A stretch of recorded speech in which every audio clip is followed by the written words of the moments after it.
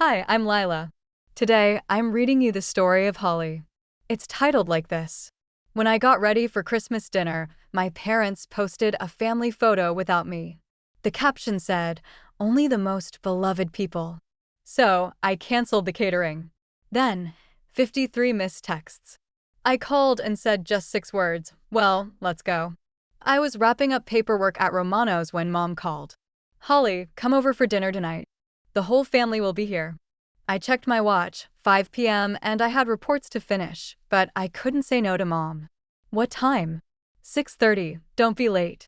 She hung up before I could reply. "I'm Holly Patterson, 30 years old, and I manage Romano's restaurant. It's upscale, always packed, and the pay is solid, but the hours are tough. Most nights, I don't get home until after 10 o'clock.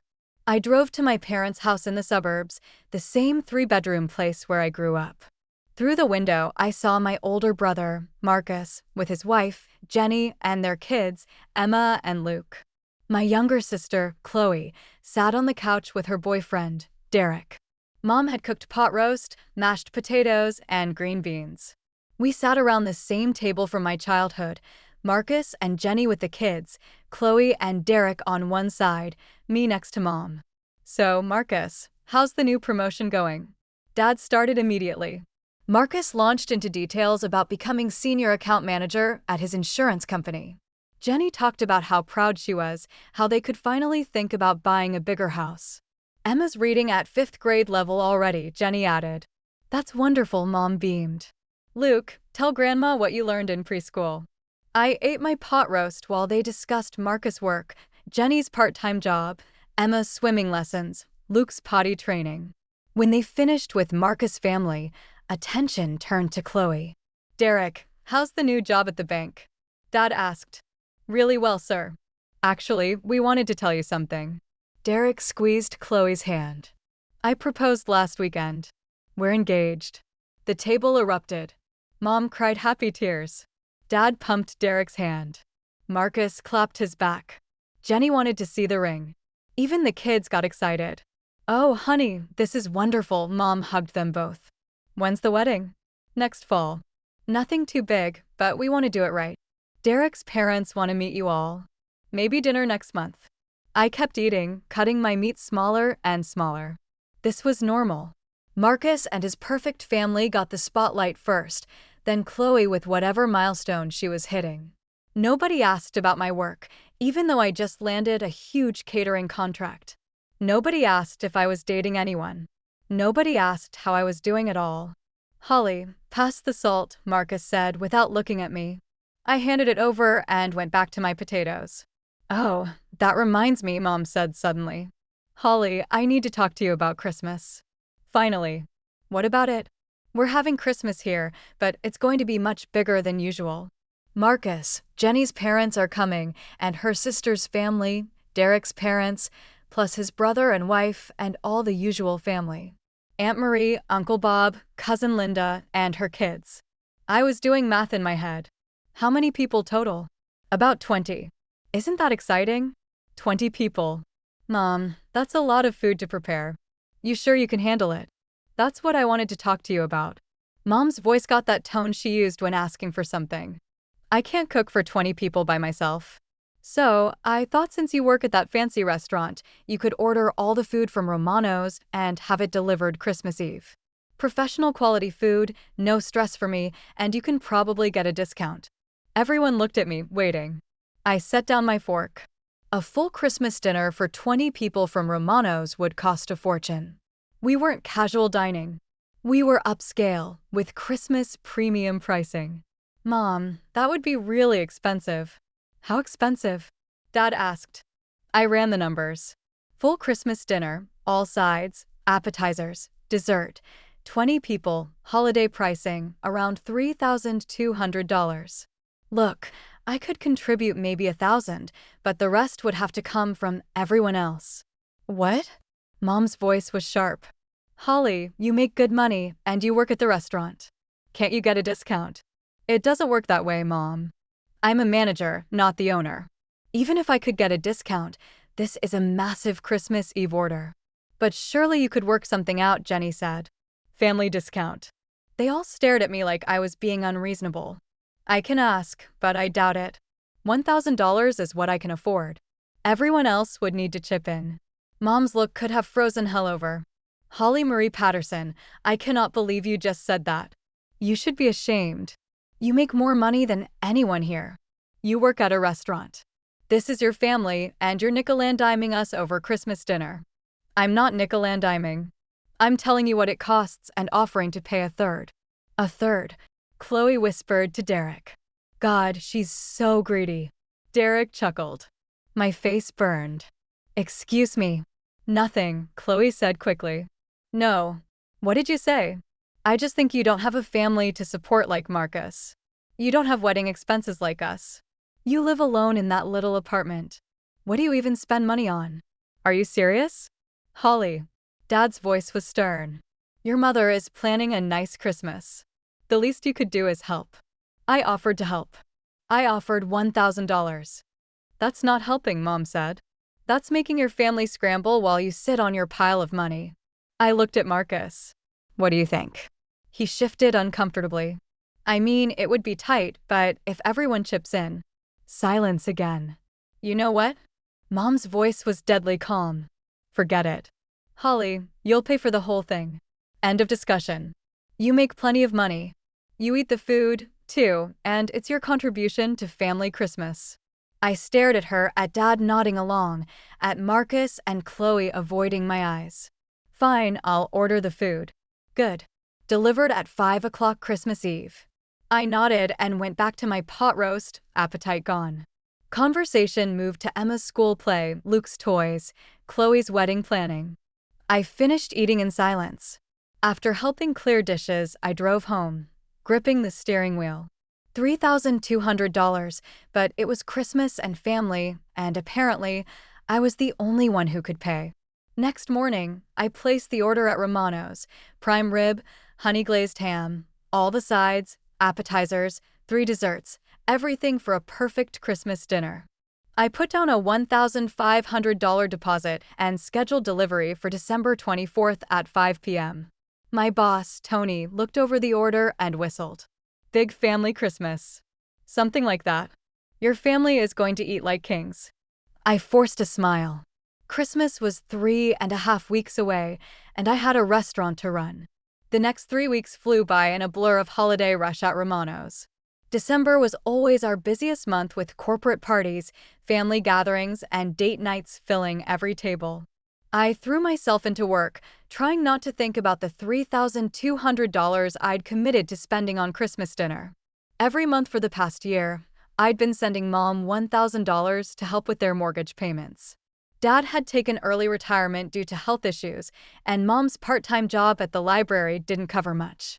Marcus and Chloe never contributed anything. But somehow, it always fell to me to help out financially. Between the mortgage help and now Christmas dinner, I was looking at over $4,000 spent on my family in just 2 months.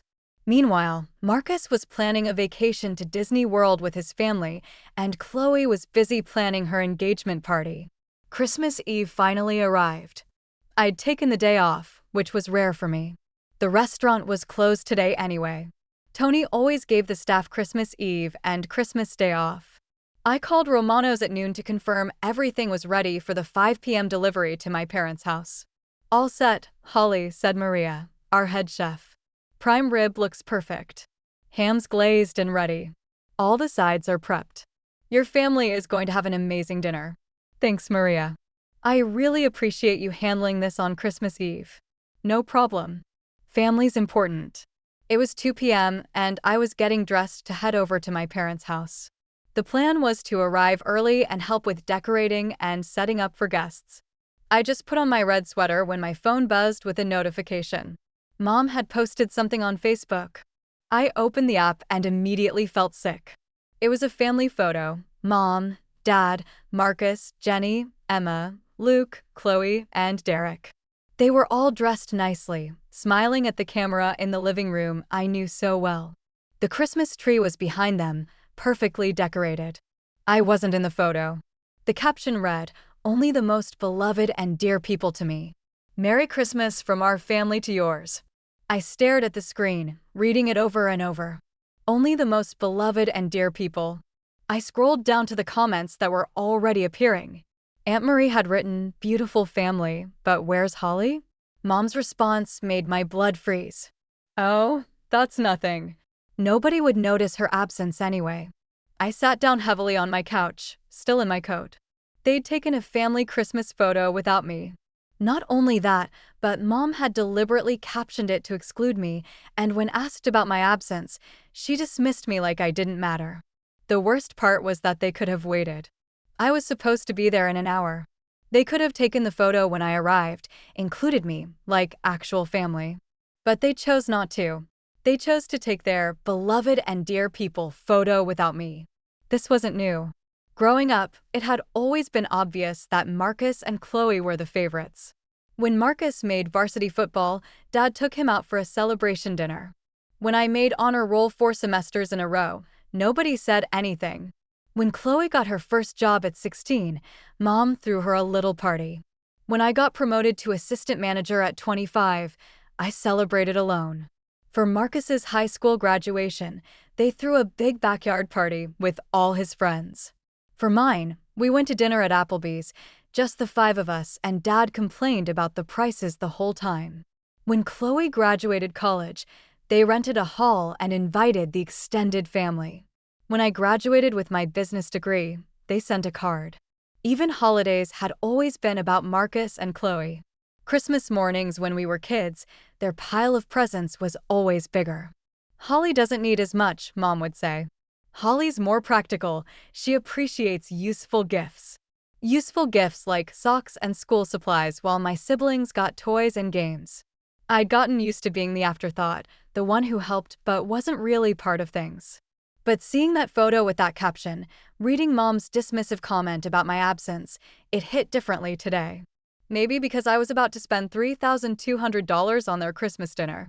Maybe because I'd been financially supporting them for a year while Marcus and Chloe contributed nothing. I took off my coat and sat on the couch in my Christmas sweater, staring at the photo. I didn't want to go anywhere. I didn't want to see any of them. I looked at the Facebook photo again on my phone screen. Only the most beloved and dear people. I called Romanos. "Romanos, this is Maria." "Maria, it's Holly. I need to cancel my order for tonight." "What, Holly?" "Everything's almost ready. The prime rib is perfect. The ham's glazed. All the sides are done. We were about to start packing everything for delivery." "I know, and I'm sorry. I'm willing to pay for everything, but please don't deliver the food to my parents' house." "But Holly, please, Maria, just don't deliver it." I hung up before she could ask more questions.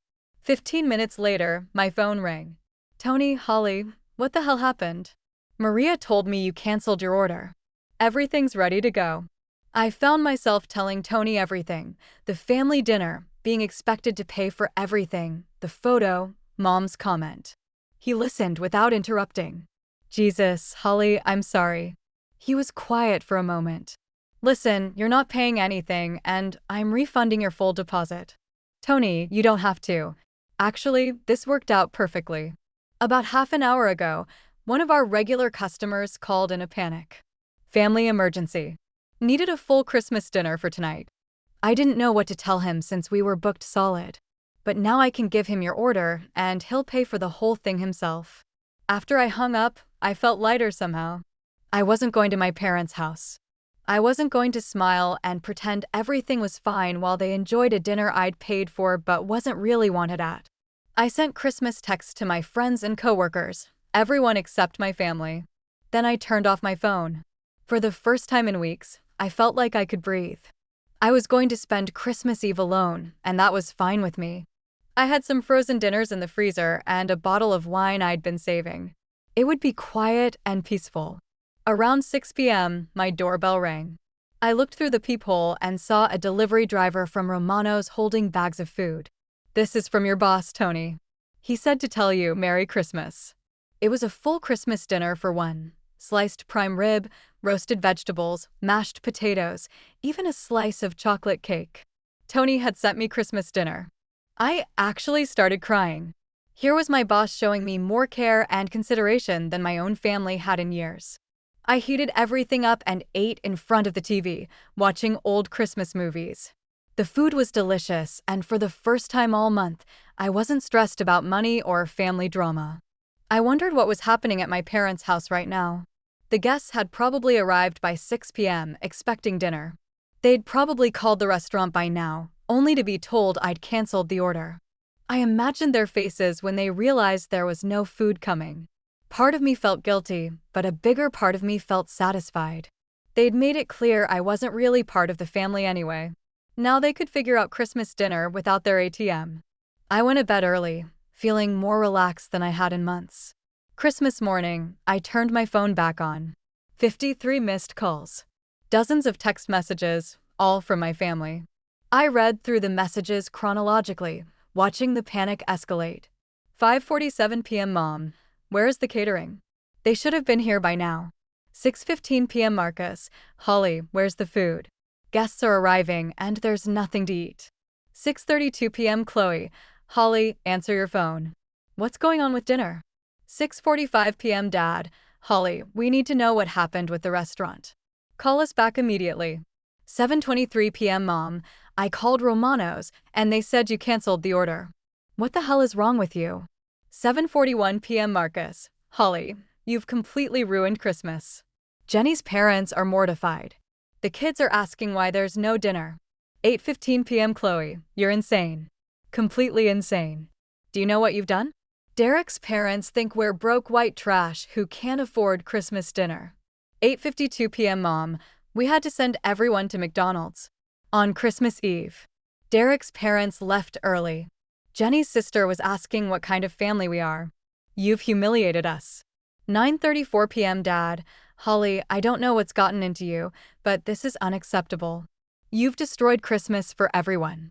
The messages got angrier and more desperate as the night went on. I actually laughed reading some of them. McDonald's on Christmas Eve. I could picture Mom's face when she had to tell 20 dressed-up guests that dinner would be Big Macs. At 10 a.m., my phone rang. Mom. I answered this time. Holly. Mom's voice was so loud I had to hold the phone away from my ear. What the hell did you think you were doing?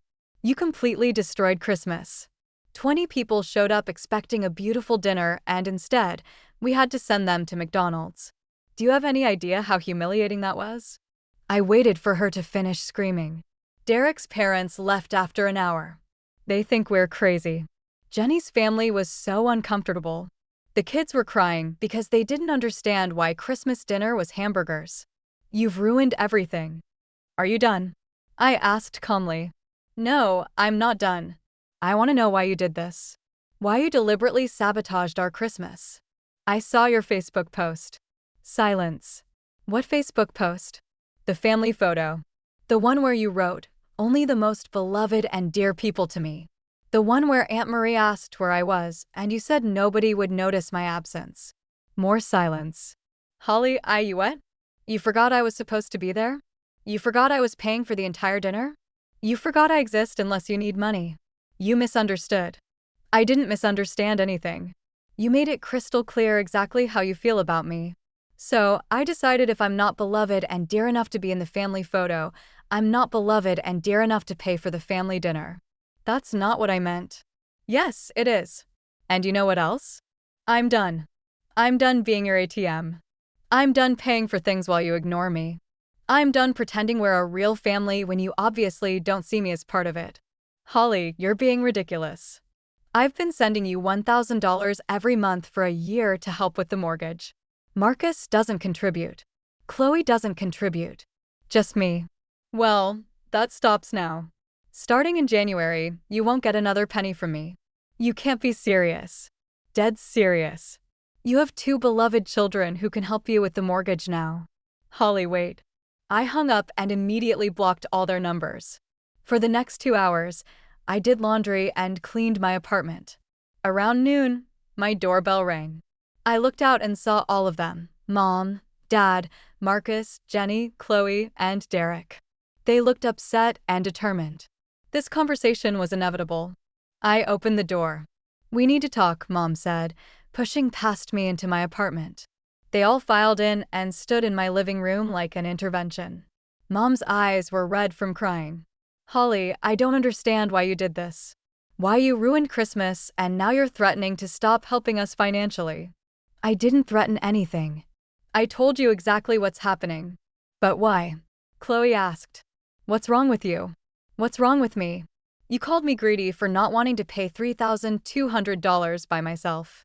You excluded me from the family photo, and Mom literally said nobody would notice if I wasn't there. And you're asking what's wrong with me? They all looked uncomfortable. Holly, Dad said carefully, if this is about that photo, your mother already deleted it. I stared at him. You think this is about one photo? What else could it be about? Marcus asked. When was the last time any of you did something for me? When was the last time you asked about my life? When was the last time you treated me like family instead of a bank account? They looked at each other, confused. We always include you, Jenny started. No, you don't. You include my money. There's a difference. Mom started crying again. I don't understand why you're doing this to us. Without your help, we'll lose the house. You have 2 other children. Ask them. Holly, be reasonable, Marcus said. You make more money than us. And that makes me responsible for your parents' mortgage?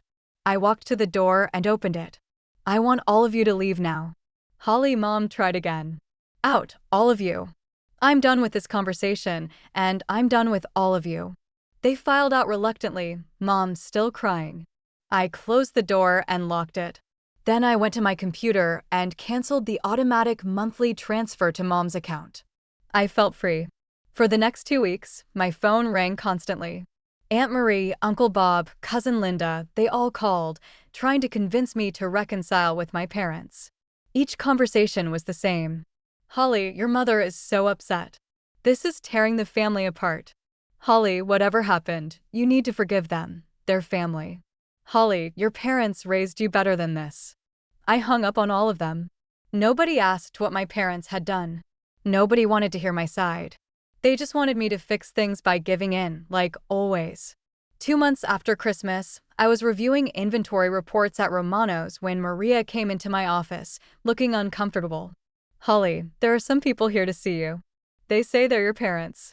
I looked through the office window and saw Mom and Dad sitting in the waiting area by the host station. They looked terrible, tired, stressed, older somehow. Mom and Dad walked into my office like they were approaching a funeral. Mom's eyes were puffy from crying. Dad looked like he hadn't slept in days. Holly, Mom said quietly, sitting down without being invited. We need to talk. There's nothing to talk about. Yes, there is. Dad's voice was strained. We came to apologize. I leaned back in my chair and waited. The photo was wrong, Mom said. The comment I made was wrong. We should have included you. We should have waited for you. I deleted it as soon as I realized what I'd done. What you'd done was show me exactly how you really feel. That's not true. Mom, stop. You wrote only the most beloved and dear people, and I wasn't in the photo. When someone asked where I was, you said nobody would notice my absence. Those weren't accidents. Dad cleared his throat. We've been talking to a counselor. She helped us understand some things. I raised my eyebrows. Such as how we've been treating you differently than Marcus and Chloe, Mom said. How we've taken you for granted. How we've expected you to solve our problems without giving you the same attention we give your siblings. It felt surreal hearing her admit this. The counselor made us write down everything we've asked from you in the past year, Dad continued. The monthly mortgage payments, the Christmas dinner, all the times we called you for help but never called Marcus or Chloe. When we saw it all written down, we realized we'd been using you. And we're sorry, Mom finished. Dad had to go back to work, Mom continued. I'm working part-time at a grocery store now. We don't need your money anymore. We just want our daughter back. We know we messed up, Dad said. We know saying sorry doesn't fix everything, but we want to try to change how we treat you. We want to earn your forgiveness. I looked at them, sitting there, looking genuinely remorseful for the first time I could remember. What about Marcus and Chloe? They were angry at first, Mom admitted. They thought you were being dramatic. But when we explained everything to them, when we told them about the counseling and what we'd realized, they understand now. Chloe cried, Dad said. She said she never realized how differently we treated you. Marcus, too. They both want to apologize. I sat there, processing this. It was more accountability than I'd ever gotten from my family. "I'm not ready to forgive you yet," I said finally. Mom's face fell, but Dad nodded. "We understand. We just wanted you to know that we recognize what we did wrong. We're working on changing. And whenever you're ready, if you're ever ready, we'd like to try again." "Can we ask one thing?" Mom said. "Can we at least call you sometimes? Not for money, not for favors, just to check in, to see how you're doing." I thought about it. Maybe, but I need time. They left quietly, and I sat in my office for a long time, thinking about what they'd said. It was the first time they'd ever acknowledged their behavior. The first time they'd apologized without making excuses. 3 months passed. I didn't contact my family, and they didn't push. Occasionally, Mom would send a brief text, "Hope you're having a good day," or "Thinking of you," but nothing demanding a response. My bank account looked healthier than it had in years. Without the monthly $1,000 payments, I was actually saving money. I'd started looking at vacation packages, thinking about taking a real trip for the first time in my adult life. Work was going great. Tony gave me a raise after that Christmas mess, praising how I'd handled it with real grace. I'd gotten serious about dating Tom from the wine distributor. He'd met my friends and coworkers, and they all loved him. For the first time ever, I felt like I was truly living for me, not fixing everyone else's messes. I wasn't sure if or when I'd patch things up with my family. The pain lingered, deep and all too familiar. But their admission of mistakes, their counseling, their no-strings apology, it mattered. Maybe one day we'd build a real bond where I'm valued beyond my money. Maybe someday I'd trust them to see me as family, not just a wallet. But right now, I was happy on my own. I'd realized being alone beat being exploited.